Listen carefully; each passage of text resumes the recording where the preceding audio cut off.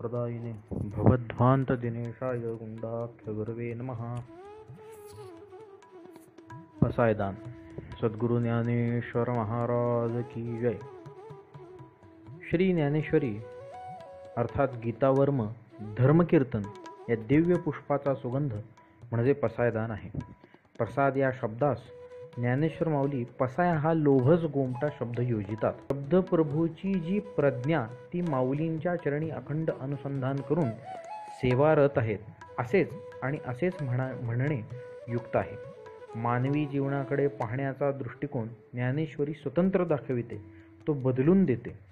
आर्त, जिज्ञासू, अर्थार्थी वा ज्ञानी हे सर्व ज्ञानेश्वरीच्या ओवीत एकाग्र होऊन आनंदमय होतात। अट मात्र एक आणि एकच आहे की तो श्रद्धावान असावा, म्हणजे सर्व सुखासी पात्र होईजे असे होईल। धर्मकीर्तन हा शब्द धर्म अधिक कीर्तन असा तयार झाला आहे। यातील हे दोन अंश महत्त्वाचे आहेत। संपूर्ण ज्ञानेश्वरीचे सारच या शब्दात एक अंश मिळवून स्वरूपे एक अंश अर्थात एक करून माऊलीने प्रस्थापिला आहे। एक म्हणण्याचे कारण संख्याशास्त्राच्या दृष्टीने पाहिले असता धर्मकीर्तन हे सिद्धीसी गेले हा उल्लेख असणारी ओवी 18व्या अध्यायातील असून तिचा क्रमांक हा 1792 असा आहे। याचा एकांक गणिताच्या माध्यमातून काढला तर तो 1 + 7 + 9 + 2 तर तो 1 हा येतो। म्हणजे येथे एकत्व केवलत्व सिद्धी होते असे म्हणू शकतो। म्हणून दोन अंश एकत्र येऊन एक झाले असे आहे। स्वधर्माचा आश्रय करून श्रोत्रिय ब्रह्मनिष्ठ दयाळू अशी ज्यांची कीर्ती उपनिषदादी गातात त्या सद्गुरू शरण गेल्यास भेदज्ञान निशेष जाऊन एकत्व प्राप्त होते। सद्गुरू इतके दयाळू की शिष्यास ब्रह्माचा बोध झाल्यास गुरुचा गुरुपणा शिष्याचा शिष्यपणा हाही जातो, त्याचीही काळजी घेत नाही। परंतु शिवाचा शिवपणा जसा जीवाच्या सापेक्ष आहे तसा शिष्याच्या उपाधीने आलेला गुरुपणा हा सुद्धा कमीच आहे असे कोणास वाटेल, म्हणून माऊली म्हणतात, राखो जाता शिष्याते गुरुपणही धाडिले थिते तरी गुरुगौरव जयाते सांडीचे ना। शिष्याचे रक्षण केल्यानंतर शिष्य सापेक्ष सहज आलेला गुरुपणा तो सोडून देतात, तरी पण निरुपाधिक जे गुरूचे वैभव आहे ते मात्र त्यांना सोडित नाही। शिष्याचे रक्षण म्हणजे त्याच्या जीवपणाचा भ्रम काढून देऊन स्वरूपात स्थित करणे होय। अर्थात धर्म आणि सत्कीर्ती संपन्न सद्गुरू भेट उपदेश यांचा समन्वय म्हणून एकत्व सिद्धी होते। संख्याशास्त्राच्या व वरील गुरु सांप्रदायी बोधप्रणालीच्या योगाने धर्मकीर्तन अर्थात एकशब्दी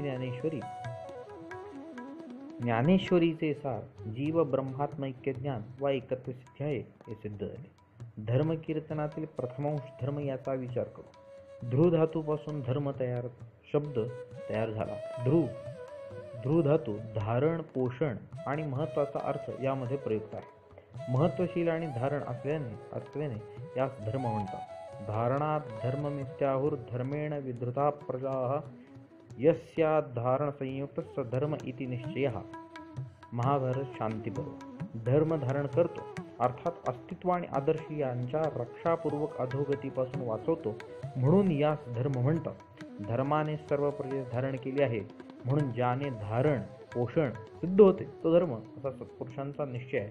धर्माबद्दल अजून काही प्रमाणे देत आहोत। तस्मात् शास्त्रम प्रमाणन्ते कार्याकार्य व्यवस्थितो भगवद्गीता।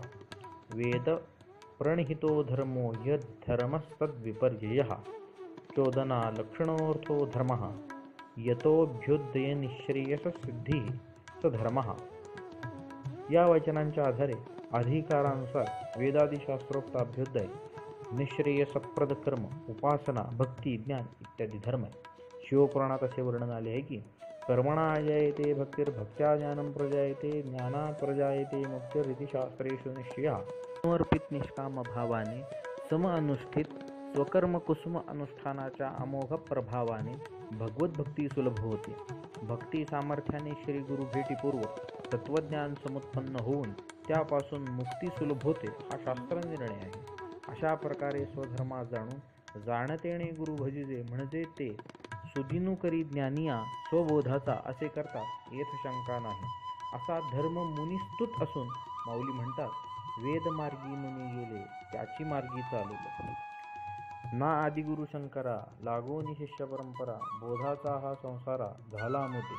याच धर्माचे अनुष्ठान करणारे माऊली आहेत असे ते स्वतः सांगतात. किंबहुना याच धर्माच्या प्रतिष्ठेसाठी माऊली अवतीर्ण झाले आहेत असे म्हणणे योग्य आहे.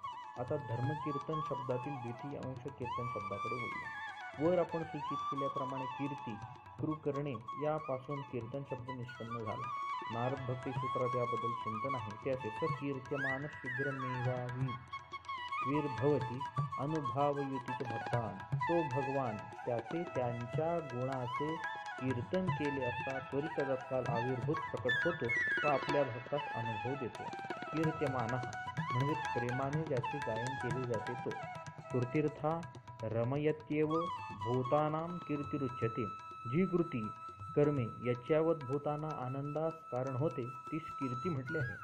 अर्थात सत्कृतीचा जो सुपरिणाम मानवी जीवनावर होतो त्यास कीर्तन म्हणावे. साकल्याने कीर्तन म्हणजे सत्कृती सद्गुण सद्बोध याविषयी सारा विश्वास मानवी मनात जी भावना निर्माण होते त्याचा अकाट्य परिणाम म्हणून समाजाच्या हृदयात सद्गुणत्वाच्या आश्रयाने जी प्रशंसा होते त्यास कीर्तन म्हणावे.